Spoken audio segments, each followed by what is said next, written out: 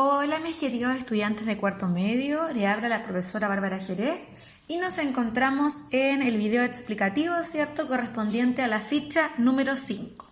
Les recuerdo que estamos en la unidad 1, ¿cierto?, tradición y cambio, y el objetivo de esta clase va a ser identificar e interpretar características generales de la literatura contemporánea en obras que presentan los temas de la soledad y la incomunicación.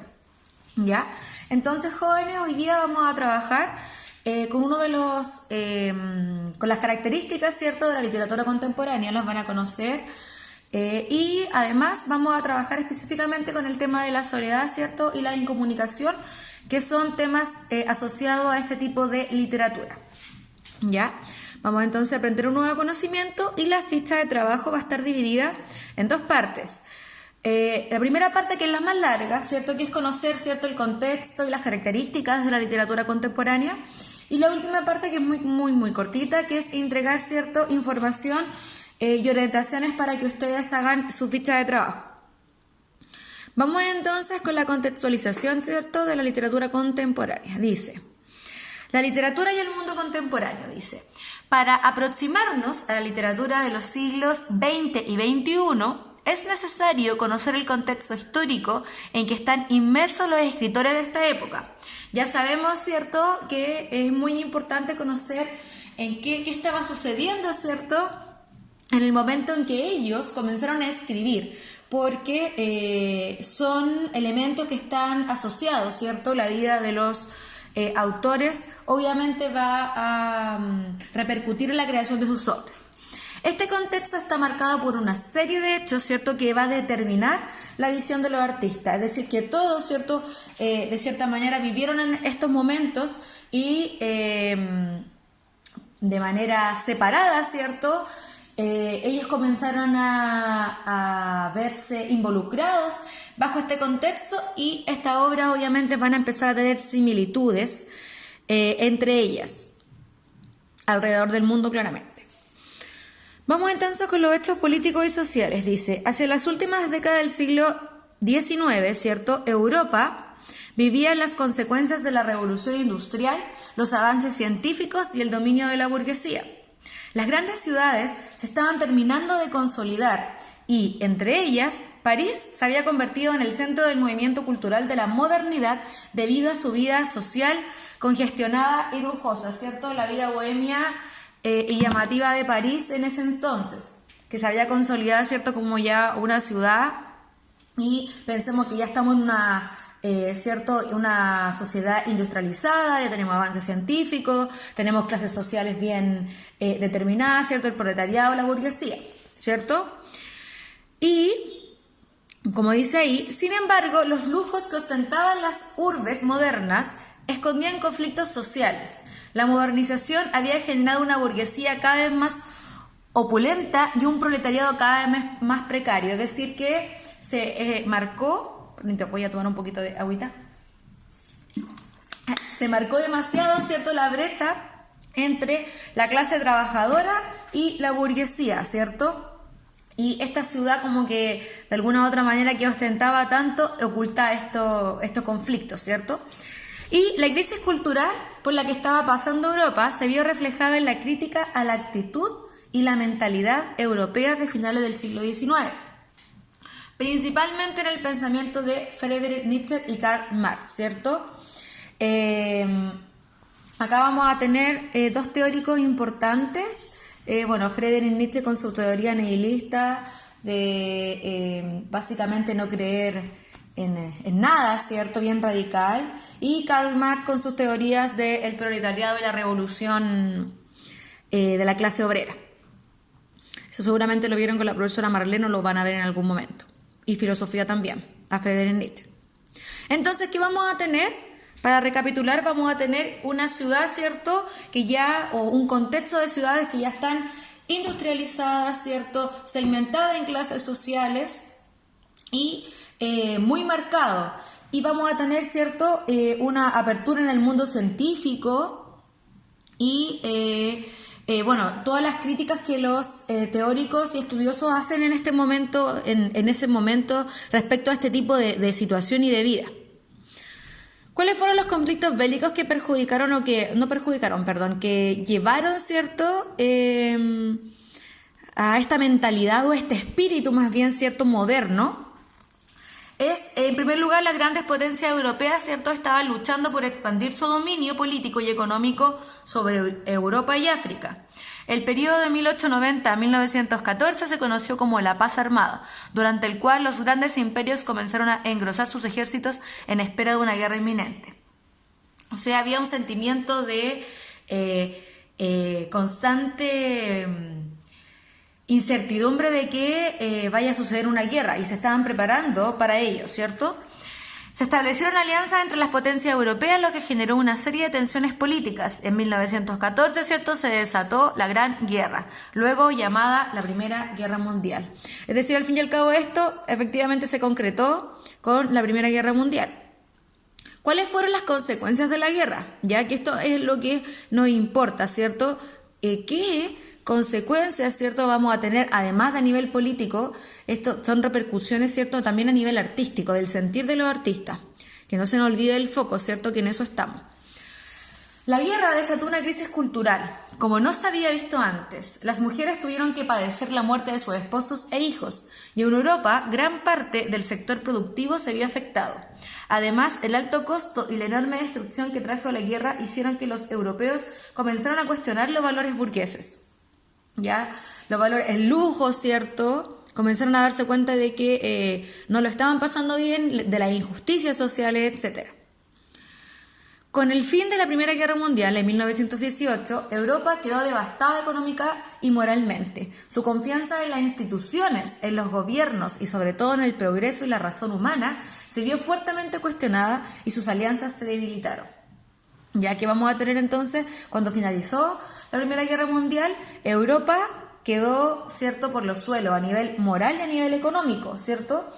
La confianza en las instituciones, en los gobiernos se perdió, ¿cierto? El progreso y la razón humana se vio fuertemente cuestionado. O sea, este avance que habíamos tenido, este progreso a nivel científico como sociedad industrializada, ¿cierto?, con clases sociales, se vio totalmente, ¿cierto?, abatido y se cuestiona, ¿cierto?, esta necesidad o se cuestiona la idea de razón y de progreso, es decir, si íbamos por este camino y aún así quedamos de esta manera, ¿qué nos queda? Entonces queda un sentimiento como de vacío. Y después tenemos la Segunda Guerra Mundial, vino acompañada de los dos mayores horrores jamás contemplados por la humanidad, ¿cierto?, que fueron los campos de exterminios nazis y el empleo de la bomba atómica por Estados Unidos. Además, esta guerra provocó la aparición de un nuevo orden mundial, en el que Europa pasó a tener un papel secundario a la sombra de las dos grandes potencias, Estados Unidos y la URSS, Rusia, ¿cierto?, las que protagonizaron la Guerra Fría. O sea, luego de esta Primera Guerra Mundial, Europa da un paso al costado porque no se podía levantar y pierde, ¿cierto?, un poco de protagonismo por Rusia y Estados Unidos. Y vamos a ver entonces todas las guerras son súper importantes porque son desencadenantes, sí, de sentir, ¿cierto?, emociones que llevan a los artistas a escribir. Y todo este contexto, ¿cierto?, nos lleva a un tipo de literatura y vamos a ver las características de la literatura contemporánea. Dice, estos hechos históricos, como los nombré anteriormente, van a determinar algunos de los rasgos de la literatura que revisaremos ahora. A ver, ¿qué vamos a tener primero?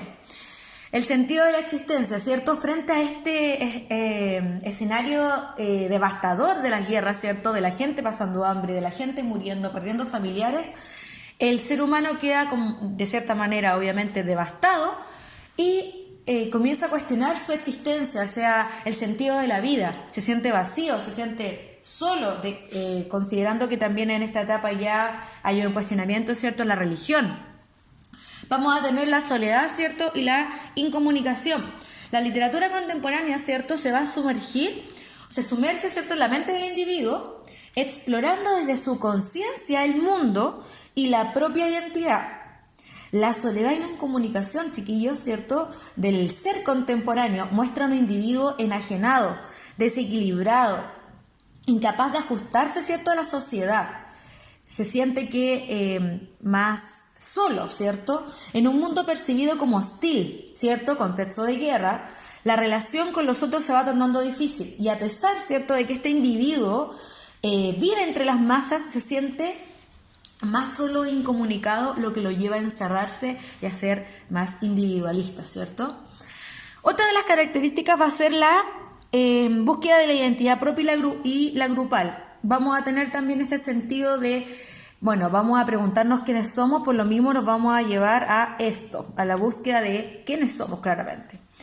La inabarcabilidad de la realidad. ¿Qué es la inabarcabilidad de la realidad?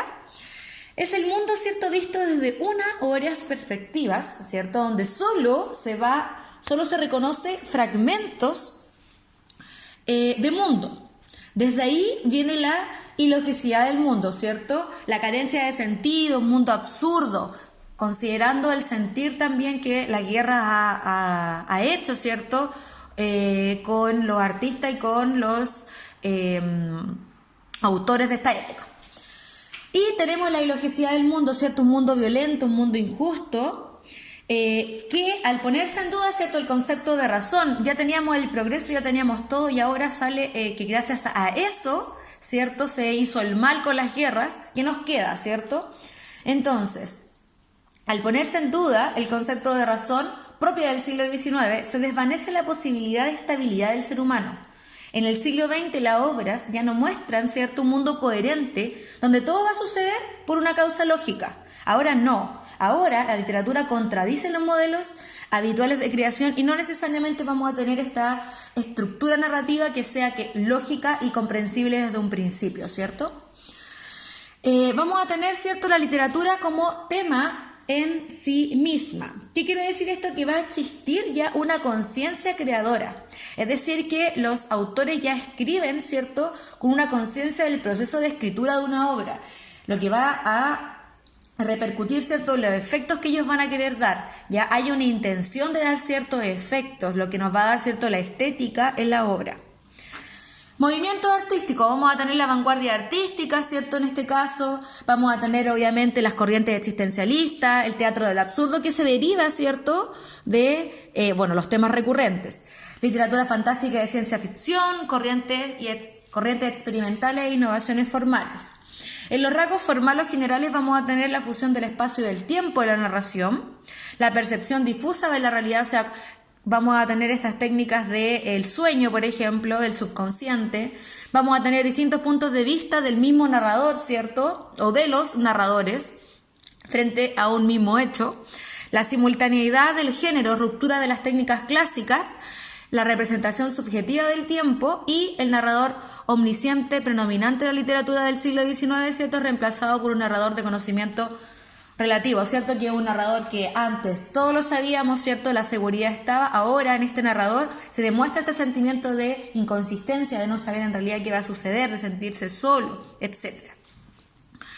En síntesis, ¿cierto?, jóvenes, se considera la literatura contemporánea a aquella que va a surgir, ¿cierto?, con el comienzo del siglo XX, bajo la fuerte influencia de las guerras mundiales, las crisis económicas y el fuerte movimiento social, cultural, político y artístico que generaron tales acontecimientos. Es por eso que a partir de este siglo en adelante la tradición literaria, antes centrada en el realismo y el naturalismo, acuérdense que es que la narración, ¿cierto?, o que el arte fuera exactamente parecido a la realidad o lo más similar posible, ¿cierto?, ahora no, ¿cierto? Abre paso a las vanguardias, a cambiar la forma de que percibimos el arte, y las vanguardias ya la vamos a ver más adelante, y se ve obligada a reformular, ¿cierto?, lo que hasta ese momento se entendía por literatura. Aparecen nuevas formas de entender la literatura, se utilizan elementos de la escritura nunca antes pensados en una obra, dibujos, fotografías, trozos de diario, etc. Fuerte énfasis en la subjetividad de los personajes, se busca las maneras más fidedignas de representar la interioridad, ¿cierto?, de estos. Vamos a tener las técnicas narrativas, nosotros vimos una, la ficha pasada, que era el corriente de la conciencia, por ejemplo.